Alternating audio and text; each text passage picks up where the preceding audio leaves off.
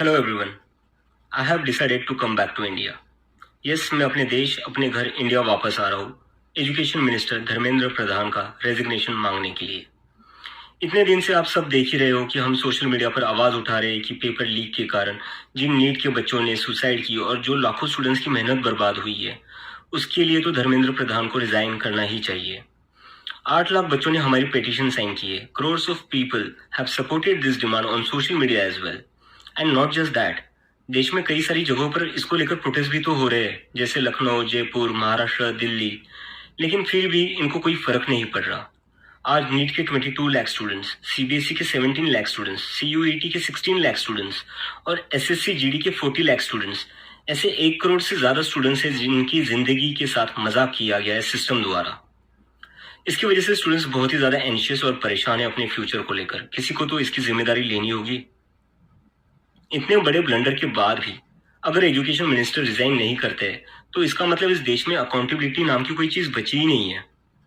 ऐसा लगता है कि सिस्टम जितनी चाहे उतनी गलतियां कर सकता है और उसके लिए कोई कॉन्सिक्वेंसेस है ही नहीं।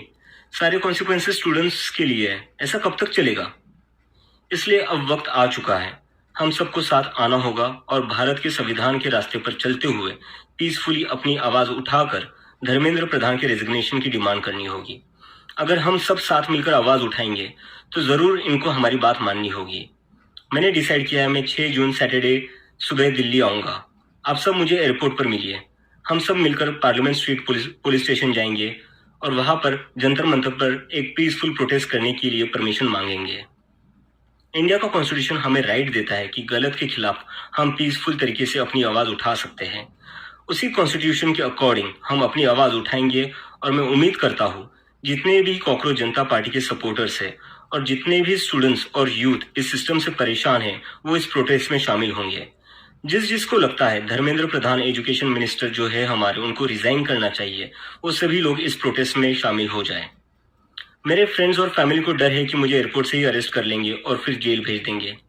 लेकिन मुझे अभी भी उम्मीद है कि आज भी हमारा देश एक डेमोक्रेसी है और हमें पीसफुली प्रोटेस्ट करने की परमिशन मिल जाएगी।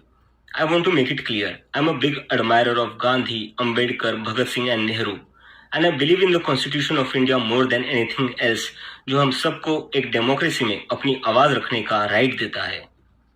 और रही बात जेल के डर की, हम कब तक डर कर जिएंगे यार? ये देश किसी एक पार्टी का थोड़ी ना है, ये देश तो हम सबका है।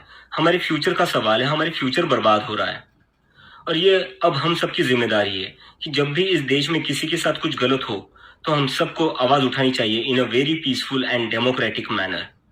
मैं चाहता तो यहाँ यूएसए में जॉब लेकर आराम से रह सकता था। मुझे पिछले कुछ दिनों में कई जॉब ऑफर्स भी आई है, but I am not gonna take it as I have decided to come back to India because I love my country and I really want to do something for my country. हम सब आज जो कुछ भी है वो सब इस देश ने हमें जो दिया है उसी के कारण है और अब हमारी बारी है अपने देश के लिए कुछ करने की। क्योंकि अगर हम आज कुछ नहीं करेंगे तो कौन करेगा? कब तक हम वेट करेंगे कोई और आएगा, आवाज उठाएगा और हमें बचाएगा?